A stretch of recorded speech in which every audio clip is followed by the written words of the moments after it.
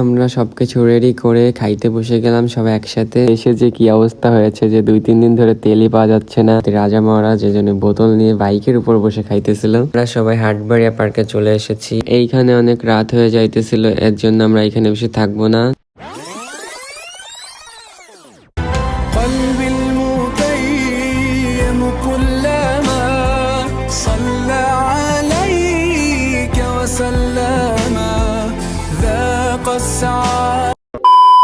Hello everyone, আসসালামু আলাইকুম। Myself Surya, welcome to my another new blog. তো আজকে আমরা যাইতেছি একটা ফ্রেন্ডের বার্থডেতে।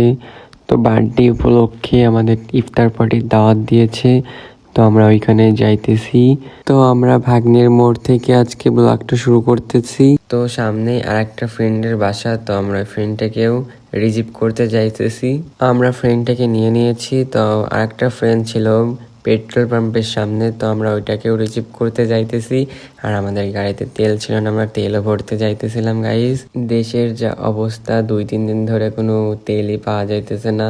তো এইখানেও পাবো কিনা তা জানি না। তো ওইখানে পাইলাম না, তাই আমরা বাবলু স্টোর চলে আসলাম। তো বাবলু স্টোরেও কোনো তেল পাই নাই। তো আমরা কি করব, আমাদের তো ব্যাড লাক আজকে। তো এইদিকেও প্রায় ইফতারের টাইম হয়ে যাইতেছিল, আর আমরা কি করব, তাই আর কি আমরা এইখানে বেশি ওয়েট না করে আমরা চলে যাচ্ছি। তো এইখানে বেশি ওয়েট করব না। আর এখানে আমার একটা ফ্রেন্ড ফাজলামি করতেছিল, তা আমরা একটু ভিডিও করতেছিলাম। তো আমরা সবাই হাটবাড়িয়া পার্কে চলে এসেছি। এরপরে আর ভিডিও করা হয় নাই, ডাইরেক্ট আমরা চলে এসেছি। ইফতারের টাইম হয়ে যাইতেছিল, এর জন্য এখানে কাউকেই তো পাইতেছি না। আমাদের যে ফ্রেন্ড সার্কেলরা আছে, যার বার্থডে আর কি, তাকেও পাওয়া যাইতেছে না। পরে ফোন দিয়ে শুনি যে ওরা এখনো আসে নাই, আর ওরা কেনাকাটা করতেছিল। তো সবাই ভাই ব্রাদার যারা আছে সবাই চলে এসেছি। তো এখানে সবাই রেডি করতেছিল। ইফতারের বেশি টাইম নাই, এর জন্য সবাই তাড়াহুড়া করে রেডি করতেছিল। তো আজান প্রায় দিয়েছিল, তারপর আমাদের সবকিছু রেডি হয়েছিল না। পরে আমরা সবকিছু রেডি করে খাইতে বসে গেলাম সবাই একসাথে। তো যার বার্থডে ছিল সেইটি আর কি আমাদের ট্রিট দিয়েছিল ইফতার পার্টির। তো থ্যাংক ইউ তামু।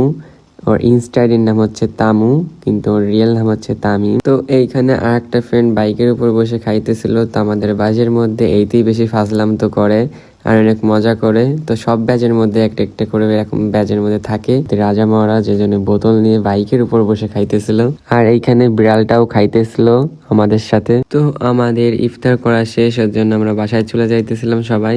আর এইখানে অনেক রাত হয়ে যাইতেছিল, এর জন্য আমরা এখানে বেশি থাকবো না। তো যে বাইকে তেল ফুরাই গেছিল, ওই বাইকে তেল ভরতে আসলাম আবার।